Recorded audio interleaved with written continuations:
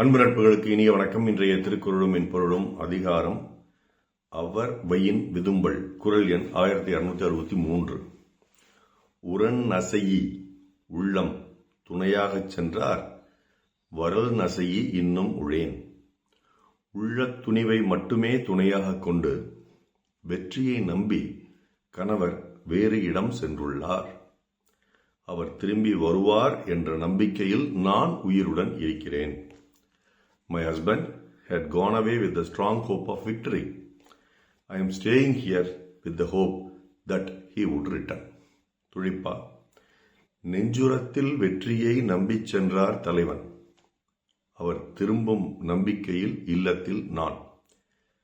நெஞ்சுரத்தில் வெற்றியை நம்பிச் சென்றார் தலைவர். அவர் திரும்பும் நம்பிக்கையில் நான். இதற்கு கவிப்பேரரசு அவர்கள் சொல்லிய உரை, ஒரே ஒரு நம்பிக்கையில் தான் உயிரோடு இருக்கிறேன். என்னை முன்வைக்காமல் பொருளை முன்வைத்து ஊக்கமே துணையாய் ஊர் சென்றவர் வருவார் என்ற ஆசையை பற்றி கொண்டுதான் இன்னுயிர் காக்கிறேன். இன்னும் ஊருக்கு போனவர் திரும்பி வருவார். அவர் ஒரு நம்பிக்கையில ஊருக்கு போயிருக்கார்.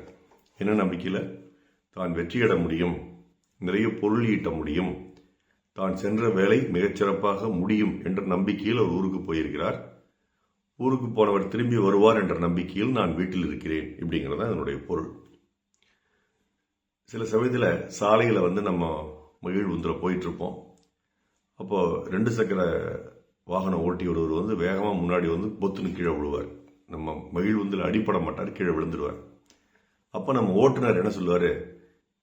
டேய், வீட்டில் சொல்லிட்டு வந்துட்டியாடா அப்படின்னு கேட்பார்.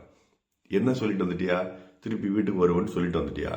இல்லை சொல்லாமல் வந்துட்டியா? இப்படி என் காருக்கு முன்னாடி விழுகிறியே, என்னுடைய மகிழ்வுந்துக்கு முன்னாடி விழுகிறியே, நீ ஒருவேளை விபத்தில் மரணம் அடைஞ்சிட்டா என்ன ஆகிறது அப்படிங்கிற அந்த அக்கறையில் ஓட்டுநர் சொல்லுவார். பல வேளைகளில் நாம் ஓட்டும் பொழுதும் கொஞ்சம் வீட்டில் கொஞ்சம் பிரச்சனை இருந்ததுன்னா அதுக்காக நம்ம அது சொல்றதுக்கும் வாய்ப்பு இருக்கு.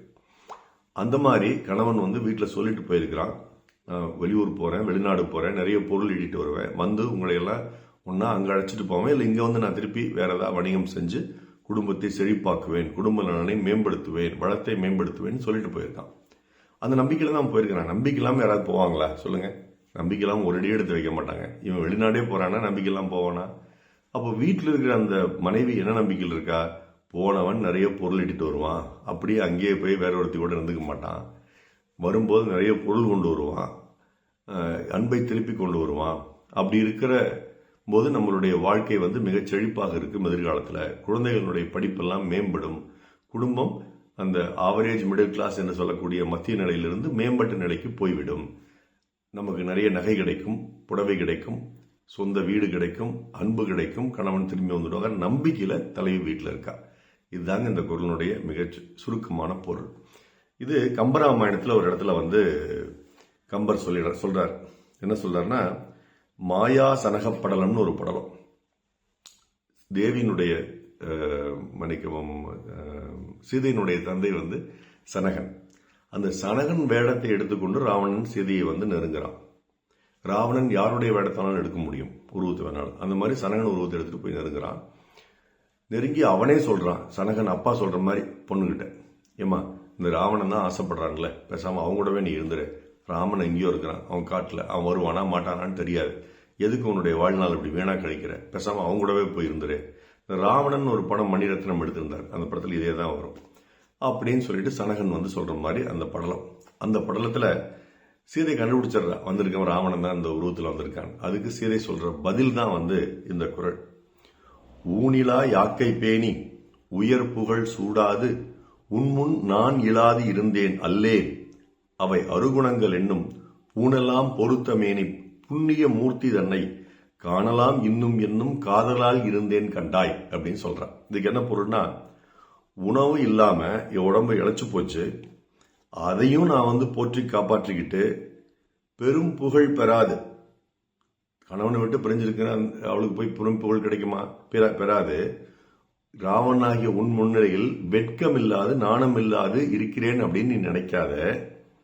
குற்றமற்ற பண்புகளை அணிகலன்களாக தாங்கிய திருமேனி கொண்டவனும் புண்ணிய வடிவிலானமான ராமபிரான் என்னை மீட்டுச் செல்வான், அப்பொழுது அவனை கண்ணால் காணலாம் என்ற ஆசையில் நான் உயிரோடு இருக்கிறேன் அப்படின்னு சீதை சொல்வான்.